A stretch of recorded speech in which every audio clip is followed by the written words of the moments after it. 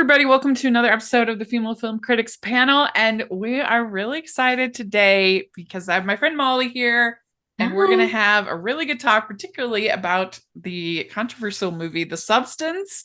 And I'm excited to talk about it and everything else we've been watching. And Molly, thank you so much for coming on doing this. Thanks for having me. And I may have to go on private after this again. We'll have to see. We'll have to see. Well, as soon as I saw that you were getting dogpiled for your opinion, I was like, oh, we got to talk about it because I love talking with you. And Yeah. really, this was the whole reason that I started Female Film Critics Panel was because I had been dogpiled more than once, of course, hmm and the experience was so overwhelming, and that I just felt like I needed to know that somebody understood what I was feeling. hmm And so during it was I started it, I'd been wanting to start it before, hmm but finally during the pandemic, I was like, let's do this. Yes. And we've been doing that ever since. Yes. And yeah, so it's been interesting. I mean, how do hmm you feel? I mean, we had you on for our best of 2024 so far, hmm but just in general as films, how do you feel like about this year? I don't know. You feeling more positive than you were then? I don't know. What's your Yeah, thoughts? sure. I'm feeling not very positive about the distribution here because Mm, I had to really struggle to get to some films before they went out of theater or they went yeah. to a bad time slot. Like I had to go see Sing Sing at right after work at like 5:30 because Yeah, that I was the still only haven't time they gotten to see had that. after that. Yeah. Like I'm like, what is A24 doing with this distribution? Evil Does Not Yeah. Exist did not come to my theater, even though we had trailers. Yeah. And I'm like, what is this with the rollout? What is going on here? And so I'm waiting for when they send me the physical copies so then I can Yeah. watch it and be like, okay, I feel much better about this now, but I wish we had a better distribution for this. That's a good point. Yeah, hmm like even the substance, because I was a little bit hmm late on it. I there was only playing it there was two times. It's Oh, like a wow. couple different theaters. That was it. By the time that and it hadn't been that long. It'd been like 2, 3 weeks, something hmm like that, and it was Yeah. practically gone. Yeah, the Alamo where I am, they are loving the substance. It is selling out that they actually are keeping it this extra like 2 weeks and like 4 to 5 screenings a day. Yeah. So I'm like, But some of them, it's good just for so independent bizarre. cinema for that. Like, I do not understand the Superman documentary, Christopher Reeves, why that got Yeah. a Fathom release. I have no idea. Like, I know Yeah. that documentaries are a little more niche, but hmm I feel like just the branding and him and the inspirational mess. I just feel like that should have gotten at least a small release, not a Fathom I event. know. I was surprised with that too, but I love Christopher Reeves. So I was like, Mhm. I'm not angry about it. I'm actually pleased. And so It that was was just interesting. weird Yeah. that I was like, what? Why is that a Fathom event? Like, why I isn't that? know.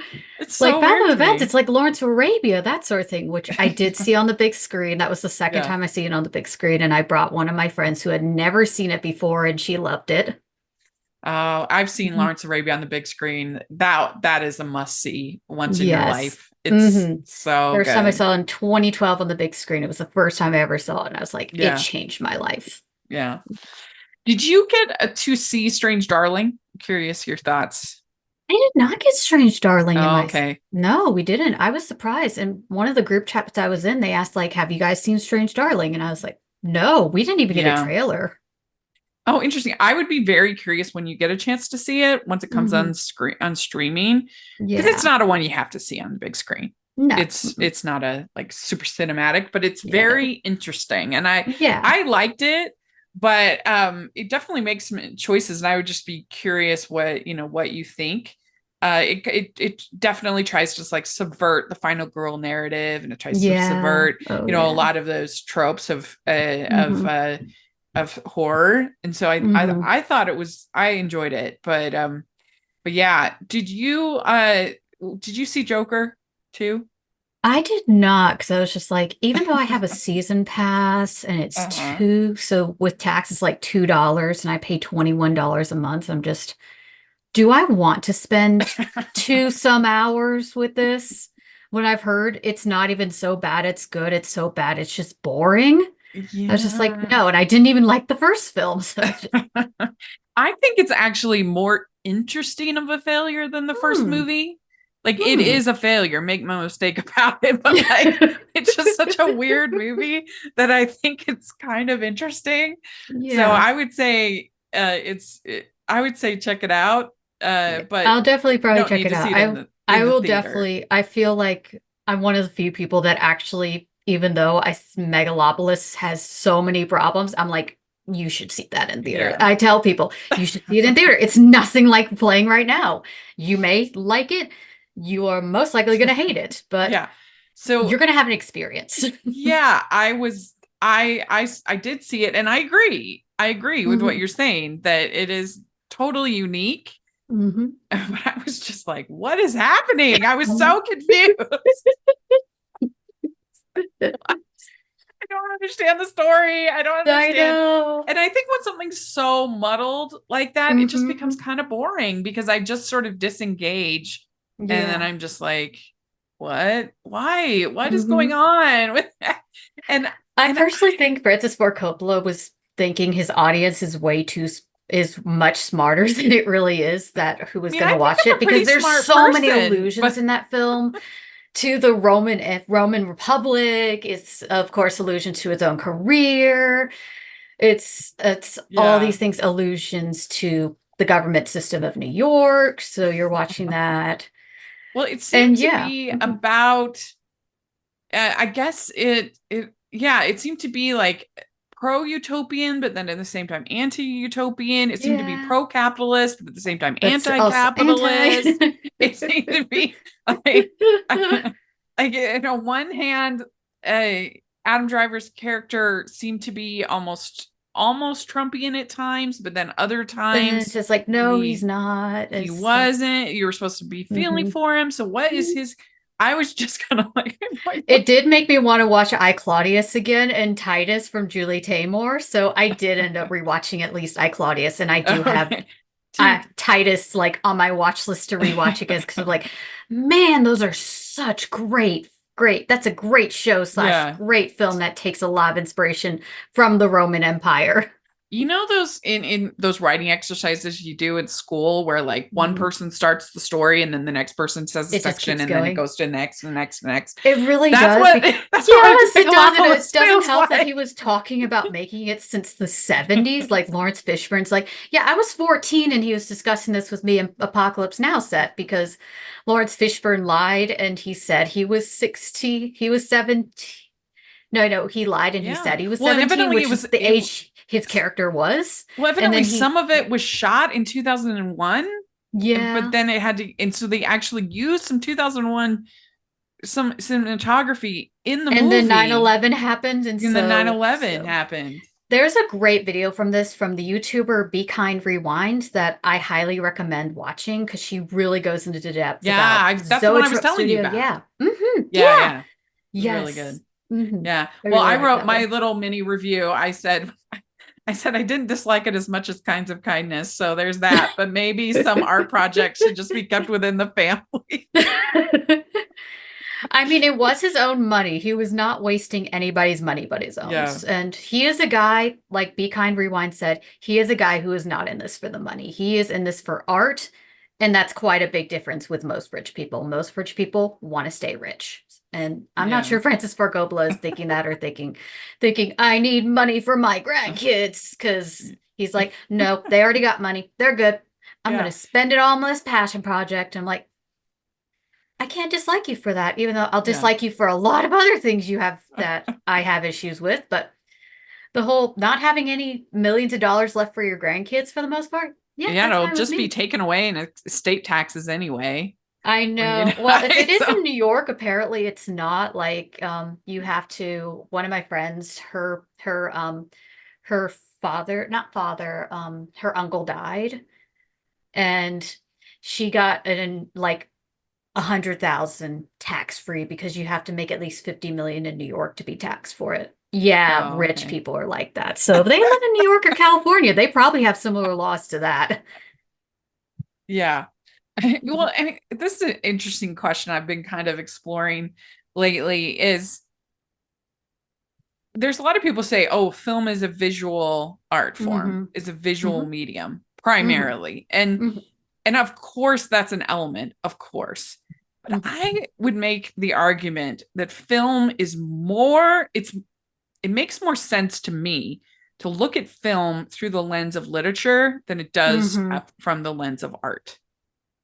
Like Yeah, and it's so much compared to like other forms of art, mhm. painting, sculpture, It those kinds of is. things. It It is. You were not those wrong. kinds of art forms do not Mhm. rely as much on story Mhm. as film does. Film is Yeah. way more, and like I don't know, I just think Hmm. it's more similar to like writing a book or certainly a Hmm. play Hmm. than it is making a painting, Hmm. you know? And yeah, Andre Bazin actually talked about this with his books about what is cinema, especially with adapting theater and how film is argued as another form of theater and bringing up that you have to look at it through a literary Yeah. critique lens. And that's what a lot of film studies is. It's literary studies just switched to a visual medium. That's what it is. Mm, yeah. Hmm.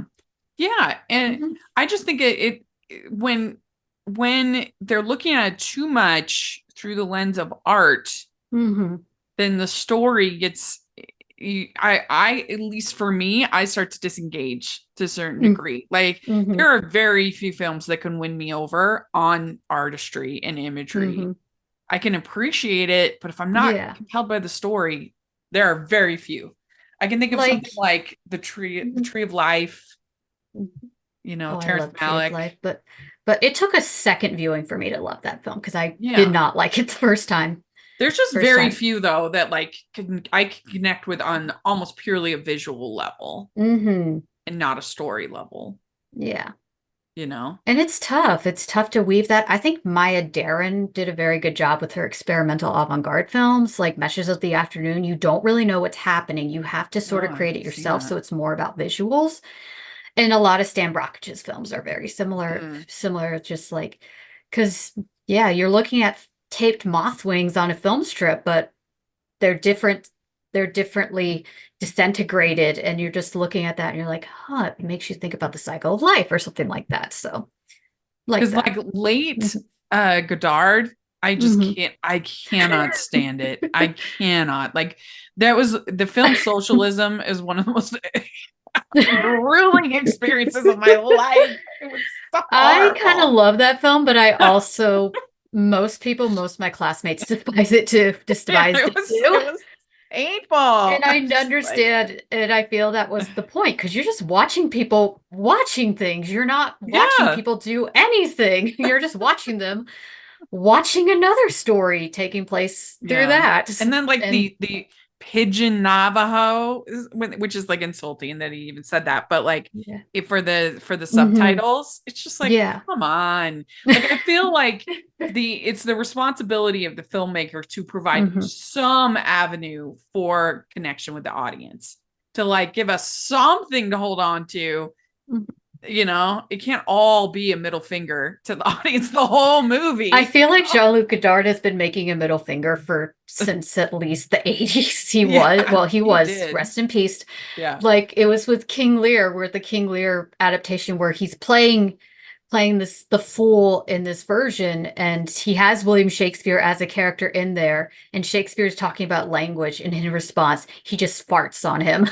And I was Yeah. just, that's exactly what it like. Yeah, Jean-Luc Godard really got to that point where he was just like, and he was very cynical about the aspect of Yeah. media, and he believed like movies have had been dead since the 70s. So he Yeah. was cynical about that. I'm like, and I can get that. I get that. I just don't want to sit in it. I do not want to watch that. Don't want to Horrible. watch it. I mean, Horrible. I'd rather watch film socialism than the Empire State from Andy Warhol, which is 16 hours Oh of my just a static image of this Empire State Building, just watching people going in and out of it in a God. very long distance shot.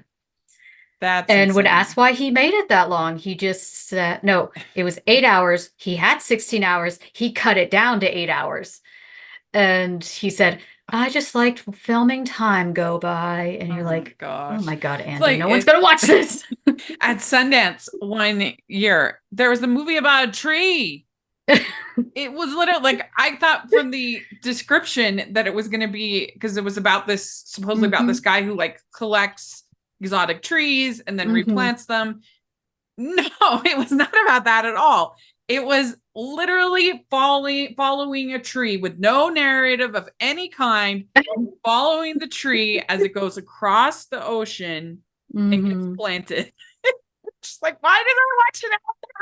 I feel like the movie Cow by Andrea Arnold did it better, but at least had a cow with it. So we're following the life of the cow and no people are talking, and we're just seeing this cow going through this farm. And then by the end, when you see her slaughtered for her meat, you're like, oh my God, I just spent an hour Yeah, and a half with this cow. I basically saw this cow grow up and just yeah. boom. My Like, oh my my brother, God. when my brother was little, he used to love this. Well, there were two little movies that he would watch. I'm talking three, two, three, really little. Hmm. He used to love this movie that all it was just trucks. It was just like in different construction, like equipment and trucks and stuff like that, Hmm. tractors, things like that. And then there was another one that all it was just farm animals. And he would point Oh. to them and be like, moo, or whatever. It's just like, we didn't know that that was like avant garde. I was I submitted know. that to Just Sundance.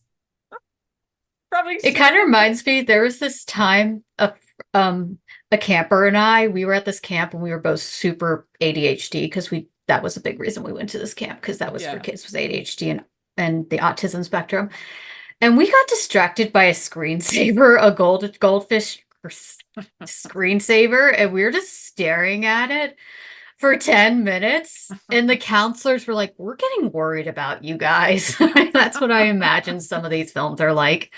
We're just Yeah. watching the super cool screenscaper and you're like, is the fish gonna go behind that reef? No, no, oh come back. Or seeing the DVDs like menus and like doop, doop, doop, doop. It's a Yeah. game basically. It Yeah. is a You're like, game. do you understand the purpose of this camp? Are you a fan of Rachel's Reviews? Do you look forward to Family Movie Night, Female Film Critics Panels, or the Talking Disney podcast? If so, please consider supporting the podcast by becoming a Patreon. As a patron, you get to access monthly events such as the watch-alongs and Q&As, where you get to talk to stars and find out the behind the scenes of the movie making industry. And you can pick what I review for Family Movie Night or even become a guest on the podcast. Podcasts and YouTube channels are expensive, and I really, really could use your help. I would so appreciate it.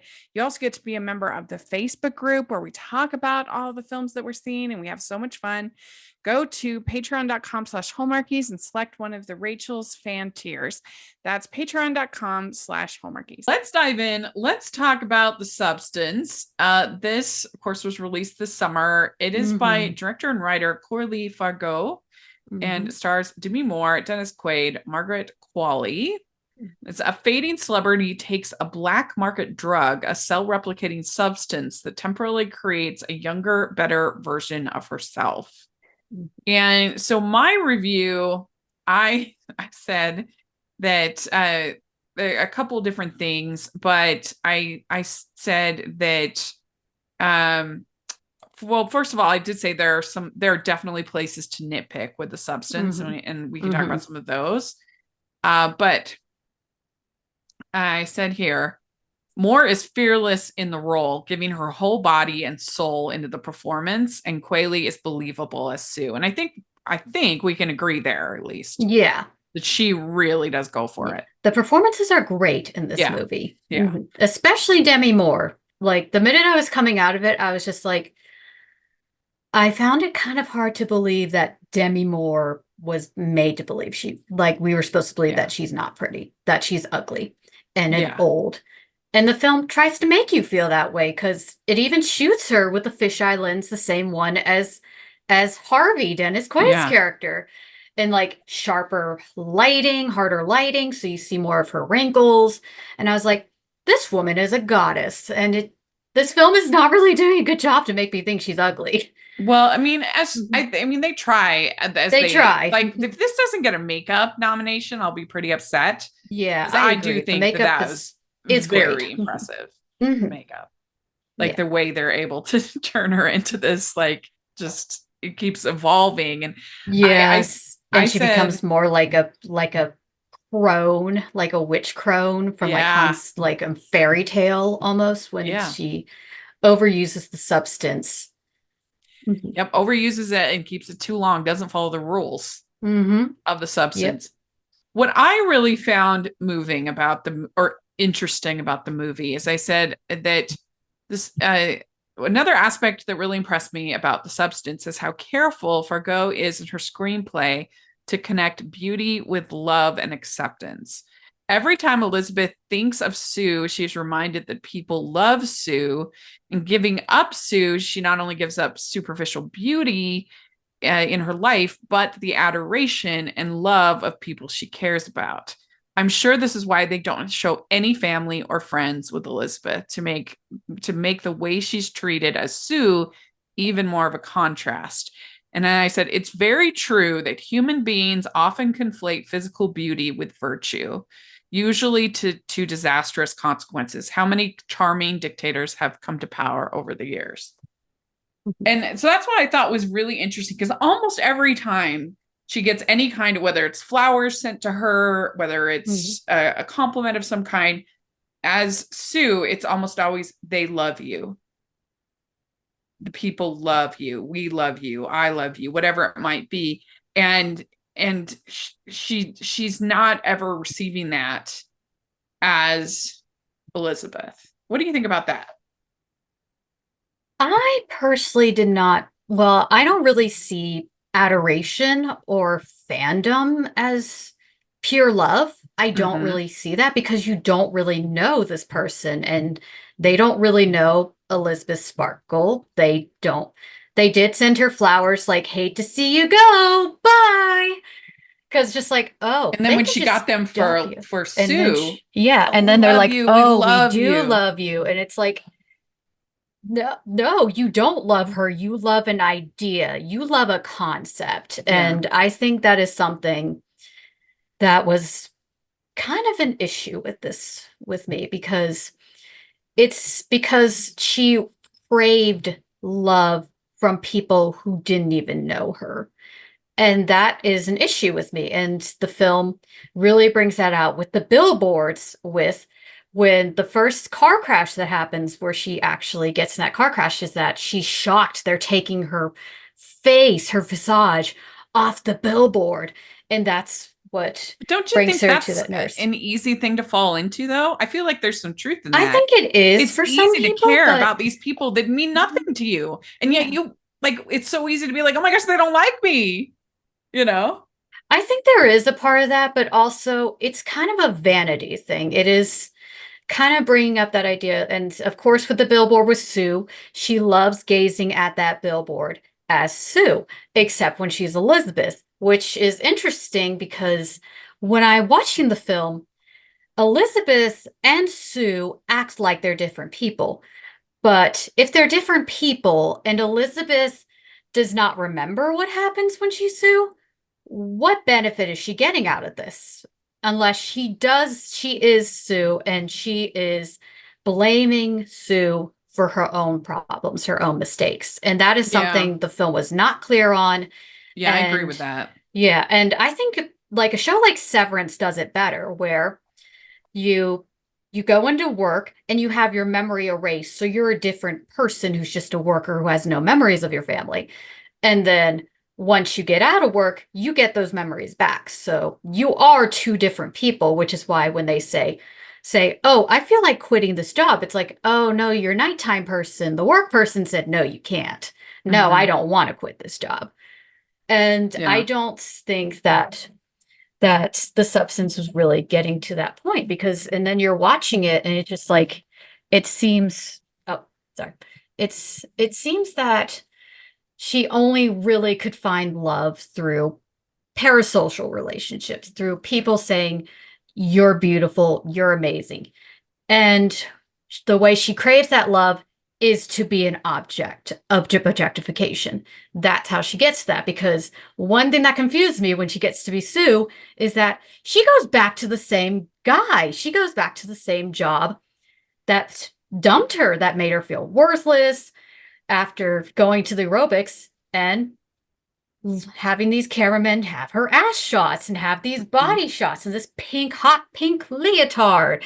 And you're just, what are you getting out of this besides people lusting after you? People saying, "Oh my God, you're amazing. You're so great." And you just, it's definitely structured by the screenplay to like make Elizabeth as isolated a character as is honestly not reasonable. I mean, that's when my nitpick sections. Like, we're supposed to believe that she's been on this show for however many years. Former Oscar winner on this show. That she does not have a single agent or rep of any kind. I know that was something like in a manager. Hollywood. You're entirely based in connections. Yeah, there's no way that the only people that don't have some kind of management or agent in Hollywood are like people at the very beginning, like pretty early on. You get some kind of representation, or they did something like Susan Sarandon, who went for Palestine and then she got fired and then they dropped her, like something like that. But we don't know. That's true.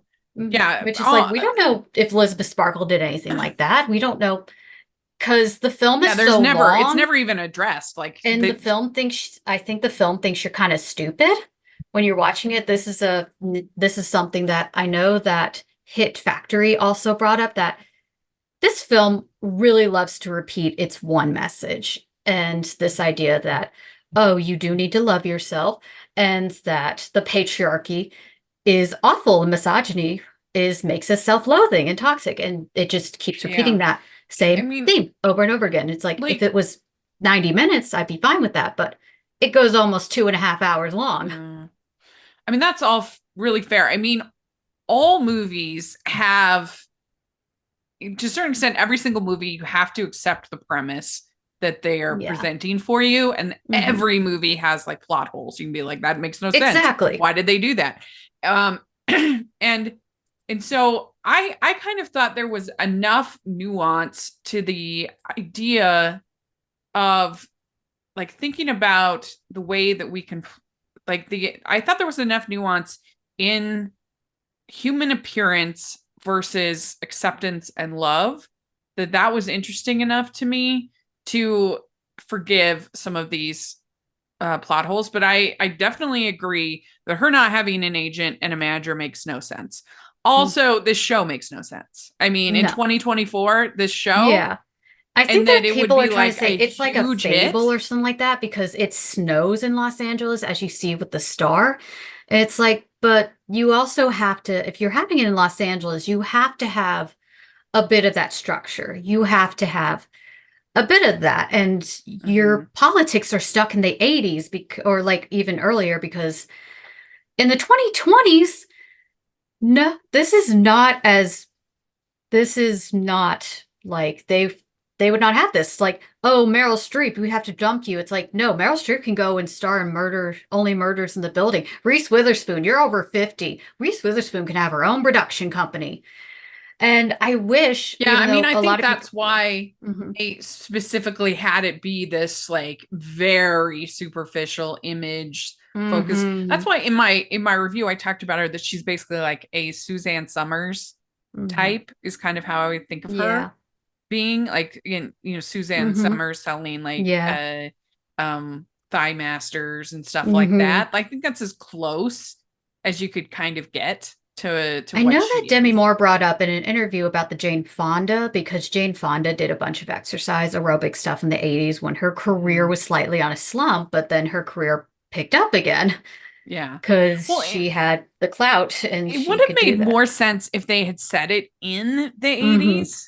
I think that would have made more sense, because when Dennis Quaid, when Harvey is talking about how the networks are not going to be happy about this, and the networks do not matter now. No, I mean, it's streaming. It's basically streaming. There are a few hit shows on network television. Abbott Elementary, and a show like that, is a hit. Things like that. But I mean, aside from like Monday Night Football. There's almost nothing Yeah. that is like a hit show Yeah. on network Mhm. television. There's very few, and certainly some aerobics show would just not be anything in Mhm. 2024. Like Yeah. she'd have more, they'd be more likely if Sue was, I guess, on TikTok. I think Yeah. that would That make would make more more sense. sense. That Or would make more Instagram, just sense. like, yeah, that would make way more Doing sense. exercise videos on TikTok and being kind of Mhm. sexy and whatever. Yeah. So you do have to take that leap Yeah. with the film Mhm. in order to go with it. And it's Yeah. such a like bizarre film that Yeah. that's why I'm like surprised you're getting a lot of pushback on it, because I just feel like you watch this movie and it's like, of course it's not going to be for everybody. Of course No. not every. I mean, I think if you talked Like to when I watched Babylon, I was like, this is not going to be for everyone. So many people are going yes, to hate this, but I love this movie, and yeah, that's fine. yeah. That's Like fine. And a I'm lot of people sure hate if you talk it. to this Coralie Forgo, she'd be like, "Yeah, I get it. Not everyone's gonna like this." I will say, for her credit, it did almost make me throw up. So I think Forgo would actually be like, yes, I Yeah, made she you would probably rich. like I that. made you sick. But that was not to the point. That was not to the film's detriment. That's a point to its favor. Mm-hmm. Favor. Yeah. Because I think that was the point. I think a thing that I've been getting a lot of pushback, especially from men, when I was bringing up on Twitter, is that the uglier Elizabeth gets, the more the film invites you to laugh at her predicament and groan and be disgusted by her. And I had this in the theater. I was listening when she was getting fixing up her knee when it was like necrotic. People were groaning and people were disgusted. And then when she became Eliza Sue, at first people were feeling a little bad without Monstro Sue. And then she puts the earring on and then she Yeah. starts trying to do that. And then you laugh at her. And then of course you're laughing. And I had some of the I loudest guess. groans possible when the breast just went through her. And Oh you're just yeah. like, you're this I guess film wants you to laugh at her plight yeah. and be disgusted by her. And basically, because the film is punishing her at the end of it all for vanity. That is the Mm-hmm. thing. It is not a man who told her to do this. And she didn't, and she is not in a desperate situation where she thinks, I have to get back on television because this is my only skill. I don't have any money. I don't have resources. No, she's a multimillionaire. She's got this penthouse. They never bring that up. So she is Yes, for doing me, I this. just felt like she's so Mhm. desperate for love, and this is her only outlet for love. And granted, that's the manipulation of the filmmakers to make it her Mhm. only outlet for Yeah, love and and there are acceptance. sympathetic moments. There are, especially And when the bathroom scene and she looks and she's like, I can't be as beautiful as Sue, where she's like rubbing it off. That is a great scene and it yeah, works very that is a well. good scene. But Yeah. then once you bring it up with her actions and the fact she takes no responsibility, you feel that Forgo wants us to not sympathize with her as much anymore after that. And the more monstrous she becomes, the more the film is telling you, look how ugly she is. Isn't this awful? Because This is what I happens felt to like you if you try things like this. because I felt like the ending when she just can't terminate. She's got the Mm-hmm. termination syrup. She Yeah. can't do it because she sees the at that same time she sees the I can't remember if it's the flowers or if it's this. She sees something that Mm-hmm. they'll love you, and then she Mm-hmm. can't do it because she Mm-hmm. cannot give up that love. She Yeah. cannot give up this one And thing it in her is sad life. because it's not a real love. It's people that will just leave Yeah. you. And so then you're like, well, if it's not real love, what is she really accomplishing? And we're trying to get with that. It's like, it's an ego boost as well. You could also see it as, and Mm-hmm. some people have brought this up. And the film also, I remember thinking about it, especially after finishing the film. I don't think people really know how to take it. Or Yeah. because you have one faction who wants to make it this fun, campy horror schlock thing, and you have another faction. It's like if you make a little jokey thing, like one of my mutuals said, where it's just like it's incredible, it's insane how hot Demi Moore is compared to Margaret Qualley, and they called her misogynist, and someone called her a dumb C word. for saying that when she was saying it in a jokey manner. So, and I've already seen drag queen versions of the mantra Sue.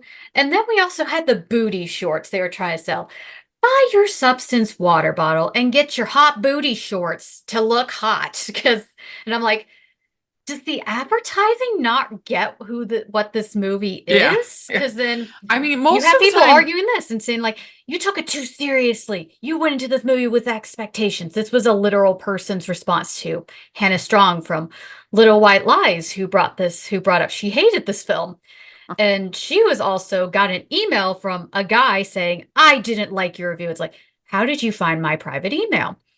Which I think we'll discuss later about how this is making the fans insane. So, yeah. but yeah, yeah. And Well, it's I mean, just, I just said the substance is disgusting, and especially pushed my needle fearing tolerance to its yeah. limits.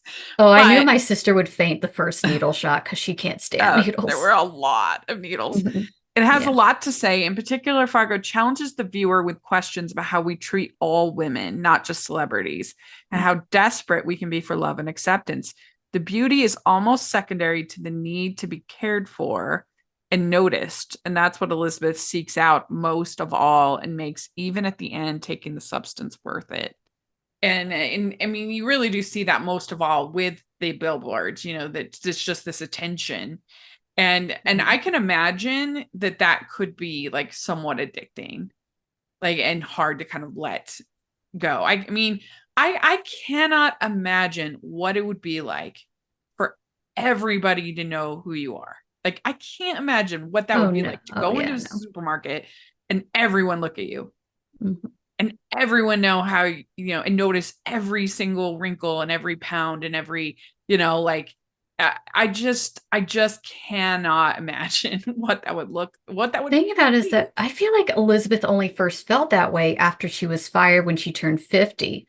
Because otherwise she didn't really feel that way. And then it's when she took the substance That's true. and actually made that Sue, then that's when she really started to notice about her supposed flaws. And she's looking at herself in the mirror. We don't get any of Elizabeth's backstory. No, we don't know who she is. We don't know if she has an Oscar at all, because it brings up she was an Oscar winner, but we don't see an Oscar prop, so which is kind of jarring to me.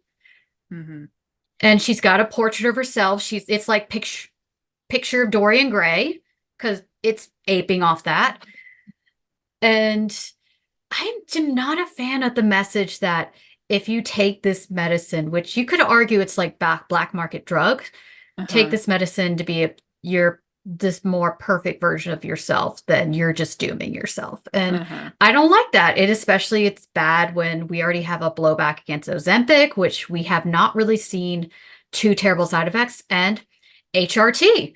This movie does have a little bit of subtext of anti-transphobia with that, because HRT is done through needles. Like, people shoot up testosterone with the needles. And it's basically saying, oh, if you're doing that, if you abuse that, then that. And it doesn't help that it's becoming outlawed, or trans people have to wait so long to be approved for that. So a lot of them get black market testosterone or estrogen so that they can become a better version of themselves, which the film does not agree with. It's like, you're beautiful already. And it's just, no, I don't agree with that. So I can see that. Like Juan Joaquin had that issue, brought that up, and I was like, oh wow, I had issues with that.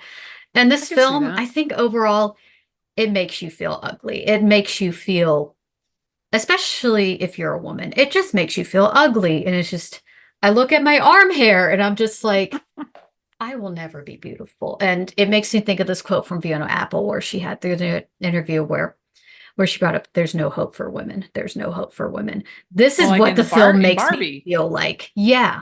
The Barbie monologue. She says that it's so hard to be a woman, and that whole monologue. So and there's no hope. It feels like there's no hope with this film with that. And I don't think that was the point. It's definitely pretty cynical. And I guess I didn't mind the humor as much as you did, because it was kind of a breath of It was a little bit of Mm-hmm. it was a little bit of a breath of fresh air. In some Mm-hmm. ways, this kind of reminded me of like a long Twilight Zone episode.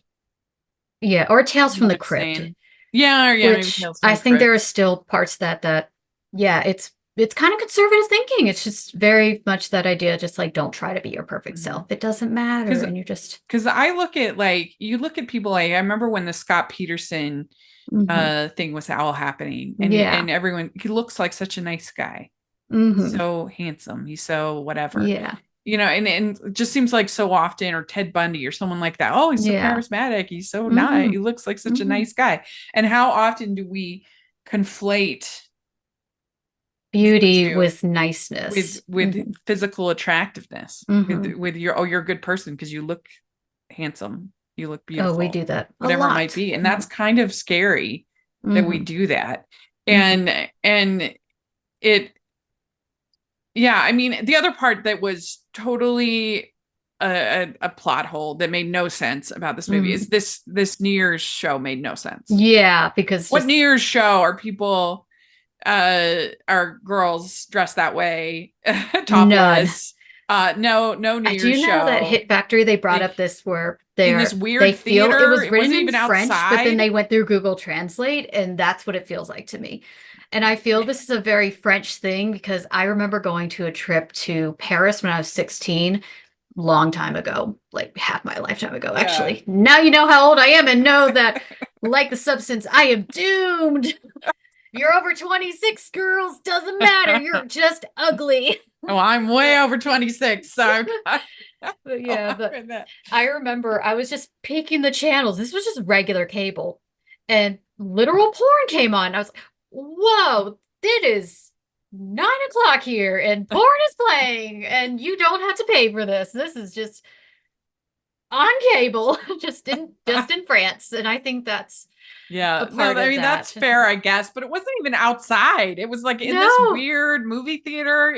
yeah. It was so strange. I'm just like, Which it was aping the endings, parts of Elephant Man and Carrie. I was like, if yeah, you're I could gonna see ape that. Carrie, I want to see some people dead. I not just covered in gore and blood, and you're Yeah, screaming for help. Like, no, I don't want you to be the helpless victim. I want you to get revenge on these people who dumped you. And that didn't yeah. happen. There's no No, it didn't catharsis. happen. Mm-mm. There's no No, there's catharsis no with that. catharsis. We'd like to take a second and thank our sponsor for this episode of the podcast. It's the Hallmarkies merch store. Are you looking for that perfect gift for the postable, hardy, or Hallmarky in your life? What about getting that t-shirt or hoodie that will help you stand out at your next holiday party? Now is the time to check out the Hallmarkies merch store. Full of festive designs by artists like Jessica Miller, Carrie from Hallmark Comics, and more. You can even have more than just shirts, but totes, cell phone cases, notebooks, mugs, and more. And it isn't just Hallmark. We have designs for Anna Green Gables, Man from Snowy River, The Nanny, and more. Every purchase at the merch store goes to help support the podcast and allows us to make the great content you know and love. There are frequent sales, so go to tpublic.com/stores/hallmarkies or see the link in the description. That's tpublic.com/stores/hallmarkies. It's interesting because there was also this movie this year called Skincare. Did you see that? I did not. So it is interesting because now we've had three horror movies in a row that all tried to subvert feminist tropes and archetypes and said something. Yeah. I do think that Strange Darling is the strongest of the three. Yeah. I do. Skincare, it really had no catharsis for me. And it was the most like it was the most like real feeling. Like it's about this, it's Elizabeth Banks, and she plays this woman who starts getting like cyber stalked. She's the skincare esthetician kind of person. And then she starts getting stalked in person, and it just and like that's like one of my greatest fears is like you know what I mean? Like that's really scary to me. And to me, horror is a lot more palatable when I can separate myself from it to a certain degree. Yeah. Like this, I almost was glad this went so over the top because then it's not really like scary, even though the needles were a little much. But like, or even Strange Darling, because of the way that it was set up with the time and because it's nonlinear storytelling and there's different things. So it's more like a puzzle piece. So you're putting all the pieces together. But like when I can have a certain degree of separation, then it's more palatable to me. Yeah. But with skincare, there was really no catharsis at all. It was just like, oh, I don't like that at all. And also, I have to say, the Smile too that just came out. There's also, I did like it in the end because it's just bonkers and crazy. But it's a pretty cynical, the ending. Yeah, I won't spoil it, but the ending is just like, oh wow, that was really cynical ending. And so I don't know. It's an interesting thing. But yeah, this New Year's party show made no sense at all. No. Another thing I want to bring up is the film's relationship with food. Yes. I really did not like it. And it reminds me of this part from Julia Kristeva's Powers of Horror, an essay in abjection, which inspired Carol Clover's Men, Women, and Chainsaws and Barbara Creed's Feminine Mystique. But it was the idea of pollution by food. When food appears as a polluting object, it does so as oral object only to the extent that orality signifies the boundaries of the self's clean and proper body. Food becomes abject only if it is border between two distinctive entities or territories, a boundary between nature and culture, between the human and the non-human. And it brings up, in the case of cooked foods, where vulnerability is characteristic, and so food that is treated with fire is polluting and must be surrounded with a series of taboos. And this really, really just like the close-up of Harvey's face with the shrimp, which I'm like, that understands. You're supposed to not like this guy. But then to have Elizabeth, when she already overdoes the substance and she's got the grayish hair and she's got the necrosis leg, half of her body, almost looking Two-Face. And she's cooking and she is making and she's digging her fingers into this chicken and she's cooking with fire.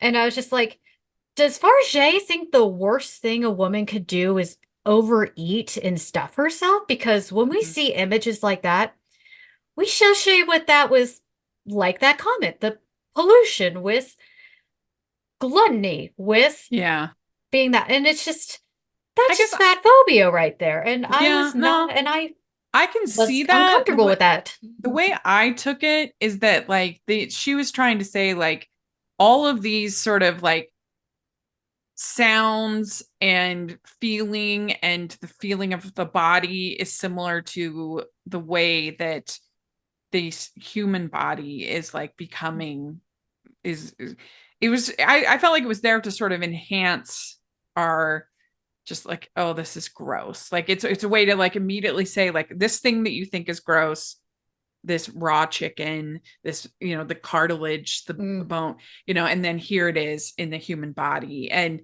I think that the way that she was kind of like treating it was just showing how she was seeing her body, in the same way. And so that's how I kind of, it was disgusting. Yeah. But I felt like made it me was think sort of of the a whale after he desperation. goes through his like despair and he's just like stuffing his face with pizza from the fridge. And I was like, oh my God. Like, it was really? definitely gross. I know, it's just really gross. And it's like trying to make it seem like, oh, if you eat too much, that sort of thing, you are a gross and disgusting person. Yeah. And of course it ends. And then you have Sue with the close of her mouth, like, you need to control yourself. That they give a lot on Twitter and Tumblr. And the scene where she takes the drumstick out of her navel. That was intense. That was intense. But of course, it's just like, oh my God, a chicken drumstick, a moral failure. And I'm just, I don't like that. And I'm just like, Like, The, and I what know did that Hannah Strong did not like that, and two fans got mad at her. It's like, oh, because you're fat doesn't mean the movie's bad. Like, or it's like, oh, the movie's good. You're just gonna stay morbidly obese. I saw two different people respond like that, and I was like, I really? mean, I felt that, and I'm not fat. yeah, I felt that was insulting, and I'm not fat, yeah. so. I can see that as a fat woman. Mhm. I can see that. I kind of just, I guess I was so caught up in the moment and Mhm. like the downward spiral as Mhm. things just get more and more and more Mhm. unhinged. And it was sort of, felt like she was just sort of symbolically showing that she's just lost all this connection, that she's basically like becoming like this raw chicken, she's becoming this product, not like she's losing her humanity. Really, the more she takes the And I substance, the more she loses her And I feel humanity. the dehumanization is the film also just inviting us to laugh at her suffering. And Mm, I did I not can see like that. that. Yeah, I did not like that. And I can see why I'm seeing people who are just, this film made me feel bad. It made Mhm. me feel ugly. And I don't think that was the movie's intent. I No. don't think that was, and of course, it'd be like, oh, it's because it's internalized misogyny. It's like, no, she is maximalizing these facets to connect it to this grossness. It's not misogyny. It is just like that. And that's I why we would get, think yeah. she would want you, in a way, I think she would want you to feel bad, but I think the hope would be that you would sort of analyze that and be like, why do I feel bad? What is it about society that's making me feel bad? How, like, I think she would probably want you to like analyze those things and be like, what is it about beauty and how do we treat beauty? That's why I thought it was so smart of her to always combine beauty with love. Like always have it be about more than just physical appearance, that it was always, to me at least, for Elizabeth, it was always about wanting to be loved and having acceptance, because loneliness it's a national epidemic in our Mm. society. People are so lonely, and you sometimes just get, it can be a really hard spiral to get out of. And that's what I guess that's why I thought with that termination fluid is that she just couldn't give that up. And like you said, like it's not real. Like it's not Mm. real Yeah, acceptance. It's no. not real. Mm-mm. Like, No, it's not. It's just but parasocial. So yeah. more, what is she getting out of this? Fake love, basically. And Hmm. it's just, and I feel the film is more disliking her because it's punishing her for vanity, not really. And because she believes if I'm beautiful, then I'll be loved. And it's just, that's not how this works. It's not how, But she and gets also those that I can easy, love myself. yeah. I mean, the easy touch points, again, because the movie has her so isolated and Mhm. because they're trying Yeah. to make this message, Hmm.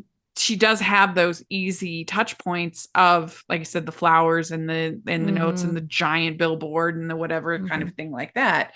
Hmm. That she would definitely in real life have. There would definitely, at the very least, be more people in her life that were trying to take advantage of her because of her status than there. I mean, there's really only the one guy Yeah. that from her And high he doesn't school. even try to take advantage of her. He is No. just a guy that thought, I never thought you would notice me. So, Yeah. yeah. It's interesting. Yeah. Yeah. That Yeah. the yeah, I mean, yeah, it'll be once if you see skincare and you see uh Strange Darling, you'll have to let me know what you think, because I I think the will. I three of will. them create Hmm. this kind of Yes. interesting trifecta Hmm. Yes. of commentary on women. It's interesting because I feel there are films that have done things like this better. Neon Demon is an example. I feel did this better, this Okay. plot better. And you can argue All About Eve did this too, and it did it Yeah, better because it is about being having a younger person take over your life and younger, yeah. That's more a good point. just as talented. And I'm just all about Eve is better. And it does this point so much better. And of course, people are going to say, but that was written by men. And so you're Yeah. wrong. And I'm like, Well, it is interesting because no. both Strange Darling and Skincare are both directed by men. Mhm. So it's kind of And interesting. Parshall is the one Who cares? who's the I mean, I female. just like good But I'm just movies. like, and I'm like, I don't need all these ass shots of Marco Qualley. I know. I don't think, like, people are saying it's supposed to make you feel disgusted by it after. Like, no, she did that better with Revenge, where Mm, after having that and having those male gazy shots, the woman is sexually assaulted, and then she's bloodied and she's gore and she's got covered in gore, but she's still got hot booty shorts. And then you're like, but because of that, it's that carnage right there with the sex and violence. This one, I'm just okay. I'm looking at Margaret Qualley's ass, and every single shot with her, she's shot like she is the most perfect woman, even when her teeth is falling out and like that. that That was crazy. That was a I wild know scene. she is still shot like she's pretty hot. So I'm just, Yeah. and I'm just like, that kind of breaks the fantasy for me. And that just, and Mm. I feel like we have Yeah. to discuss the fans, I will say. I'm just like, whew, I've mentioned them. I've mentioned some of them. I've not had so many men, especially men, say, I missed the point. I'm stupid. You're a dumbass who doesn't get this.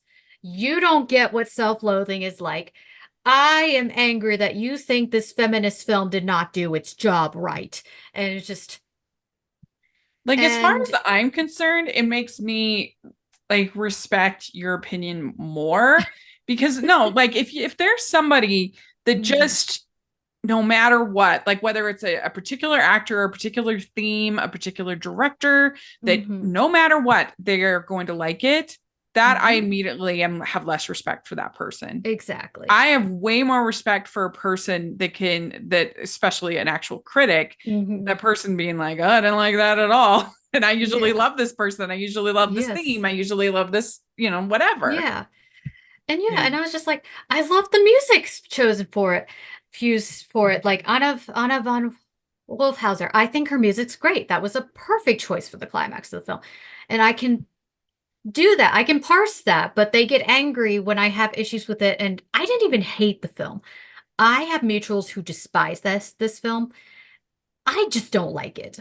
Mm. And but people will, they get a little crazy with this. They're just, one of my mutuals went on private because they had people calling them stupid and harassing them because they brought up their experience with the film and they said, I hated this film. This is one of the worst films I've ever seen. And they they got harassed. It's just really messed up. And they brought up, you shouldn't let your body issues deal with that, because their letterbox review, they brought up, this movie made me feel awful and I hated this. I'm dealing with weight issues and this movie made me feel terrible. It's like, and they say, because you're fat, that doesn't mean you should hate this movie. And you're like, this You says a know, lot about the yeah, that's fandom this film insane. cultivates, when it has the biggest shooters are really bad at trying to prove that your film is good. Yeah, It's that's like pop stance. crazy. It's I a think lot like pop stance to me, where they're just like, mm, I did not really care much for this Ariana Grande song, or I don't think Taylor Swift's album deserved album of the year. And they're like, how dare you? You wouldn't say this if she was a man. And it's just like light is critique. And you're just yeah, like, yeah. really, No, it I reminds agree. me of that. People have made it into this pop fandom thing. And I don't think that was the movie's intent. It's outrageous. It's Mm. campy at times, but the director wanted it to be seen as this round of this very important take that we need to take seriously about patriarchy and misogyny and about beauty standards. About beauty standards, especially. I mean, it doesn't Exactly. really have that much about patriarchy, I just a know. little bit in Dennis I Quaid know. character. That was But one of my tweets, and I brought up just like, I don't want to shut off my brain. I'm oh using my yeah, I brain. hate when Don't tell people me to say shut it off, that. because I've had people tell me just like, Especially for you a movie thought that's too seriously about allegorical. this. Exactly. Just like, you took the film too seriously. And I'm like, or you went in with expectations, was another one I saw with Dana Stevens, when she brought up, when she had her article saying, I don't like this movie. And they're just like, you took this film too seriously. You went in as a critic with expectations, and you're not supposed to do that. I'm like, every critic goes in with with expectations, and most of the expectations are, I hope this movie is good. Yeah. Like, Like because you're a human being, you're not a robot. So you have exactly. life experiences, there's marketing, there's other things. You try your best Mm-hmm. to remain objective, but the best that you can Yes. hope for from any critic or viewer in general is Mm-hmm. just for them to lay their biases before you. Say, this is Yeah. it, this is who I am. This is my biases. This I is, know, what like I some people were think. trying to psychoanalyze me, saying like, has she never had experiences of self-loathing? And I was like, Uh-huh. yeah, I almost plucked out all my eyebrows. Like this is growing back. I used to have it Yeah. waxed like almost every month. Yeah. Like, yeah, Yeah. No, I yeah, mean, I it's an do easy feel that spiral. way. Mhm. A movie that I think explores, because that was the loneliness themes that kind of hit me the most of Mhm. this movie, even though this movie isn't really about beauty, that I think captured some of those loneliness themes. I think Mhm. Ingrid Goes West. I don't know if you ever got to see Oh, that. yes. I think this Yes. would be, if people like the substance, I think they should Mhm. check out Ingrid Goes West, because Yeah. basically it's about this influencer Mhm. who is, does all the superficial content and whatever. And Mhm. there's this deeply damaged, deeply disturbed woman who, after, I think it's been a bit since I saw it, but after, I think, as her mother dies, I think, or she has Oh, a it was her trauma. aunt, I think, and she gets Okay. this inheritance, and she decides to go to California to be Yeah. closer to this influencer because she Yeah. thinks this is the only person I could be friends with And because she's in love with her. she basically Well, she kind of thinks she's in forces love with herself her. on her as her best Hmm. friend. Yeah. And then things just kind of spiral, and she just becomes Hmm. so obsessed with gaining the attention of this one person. Yeah. And And that starts sort of, becoming more like her. Hmm. yeah. Yeah. And Hmm. I think that sort of compulsion is what you see in Elizabeth. Just Hmm. a desire to be noticed, and the desire to have this attention, I think is very similar to what you see in Ingrid Goes West. And so that's one Yeah. that kind of came to mind that Hmm. people should check out. And then I Hmm. think some other ones you listed, like Carrie and things like that, are definitely, Hmm. I can see that too, Hmm. you know, because it can be hard, to just Yeah. to be lonely. Another one I thought Hmm. of is oh gosh, what? And we don't even really know why she's lonely. It's like maybe she's like the baby that had bad vibes. Like you Yeah. in the film doesn't really bring it up. You're Yeah. like there's no reason for it. And you just Mm-hmm. and people are Like, like, join a book club. Like, what's I wrong know. here? Like you're an Oscar-winning actress. You've got some clout. You're a multimillionaire. Yeah. But of course, people are like, "You're taking the film too seriously." Or just like you want the film to be something else. Like, no, I want the film to reveal answers that I'm waiting 2.5 hours for it to answer, and it doesn't. I wouldn't be surprised if Mhm. this is a little bit coming out of COVID, Mhm. isolation, Yeah. and a little bit of that also kind of Hmm. in there. Yeah. But yeah, it's interesting. I'd be curious to know what the listeners think of the Hmm. movie, because I thought it was gross, but I thought it Yeah, had, it is gross. It does but reach that. It does. yeah, but I was willing to go. I do agree it's a little bit too long. There are problems. It's not perfect, but Mhm. I thought that it had something interesting to say about, especially the older we get, how isolated we can get as we're older. It's so much easier when you're younger to meet people. I mean, that is a true thing, that That is like true. when you're in college, when you're like, I mean, I remember we would practically every night we'd have people over, and we'd have movie nights, and things like that. Hmm. And that's like maybe one or two a year, Hmm. maybe. And it's I'm just, lucky if I get with my friends to watch one a month or something like that yeah, it's together. rare. Hmm. Hmm. It's so much harder, and to meet Hmm. flat out new people is Yeah. really hard. Hmm. And especially if you were under that kind of microscope when it came to your Hmm. body, when it came to your, everyone knew who you were, everybody, like, that would be such a weird thing to have everyone know who you are but have no actual friends. Hmm. And that's something that I think is a part of the issue with the movie, because I'm just like, does she really want friends, or does she just want fans? Yeah. Or yeah, and that's a Or can't problem she with even the tell the character. difference? Yeah, I don't even think At she this can. point. So, No. and that is a disturbed person. She's definitely a disturbed person. No yes, doubt. she is. And so, Well, and Sue is yeah. very disturbed as well. Oh, she is. I And mean, and of course she also is Elizabeth, which the film reiterates over and over again. There is no Sue. There is only you. Yeah. And then the film is not very clear if that's true or not, because they act like, I don't remember saying this interview. I don't remember gorging myself on this chicken. But then So Sue hates her. yeah. Hates Elizabeth. Is Which I disgusted get by her. as a form of self-hatred. Yeah. So, and I get that, but I'm also just like, the film is just really bad at figuring out, is this a separate person or is this the same person? And that's a problem. Yeah. That is Yeah. a big problem with the film. And of course, there's somebody who's going to be like, you're thinking about it too hard. You're being cinema sins and nitpicky. And it's just. No, I mean, I was willing to go along with the metaphor, and it was interesting enough. And like I said, I kind of tapped into those themes of loneliness. But I totally get it. It's not going to be for everyone, this movie, and all of your points are totally valid. So it's ridiculous. But I want to hear what the listeners have to say. So put in your Please comments. don't harass us. Please don't. Please don't. Yes, please don't. Yeah, I will block anybody. I don't want to go into private again. I will block anybody who is obnoxious. And so just put like your thoughts about the movie. It's a crazy movie. It's definitely not trying to be subtle, that's for sure. And it's not a moral failing if I don't like the movie and you love it. No. There's no moral failing. I don't think you're a terrible person. I don't think you're wrong. Yeah. That's just my opinion. Right. It's just my opinion that I don't like this movie. That's it. Okay. I am not saying you are stupid or you're terrible if you like this movie.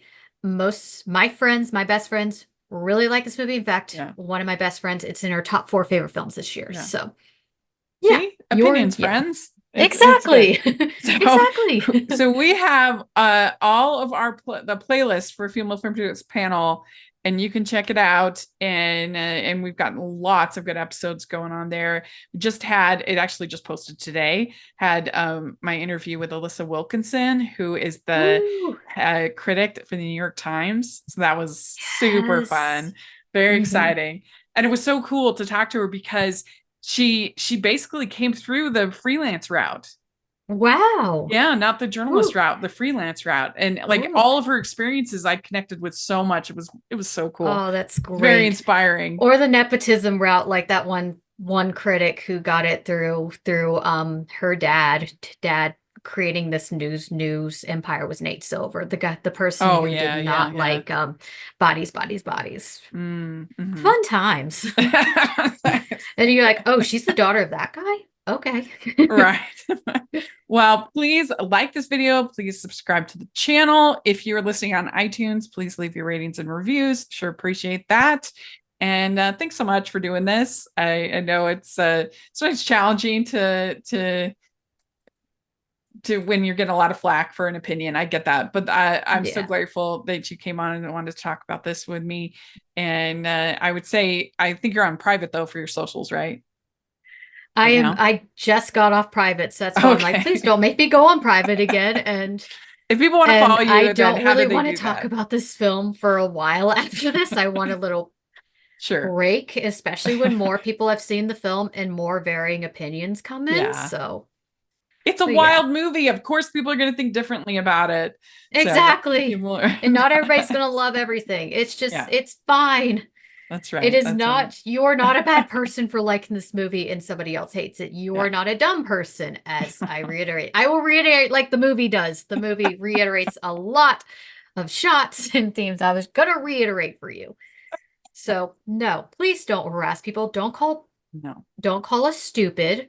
Just be nice. And just be nice and realize that people are not going to think the same way as you.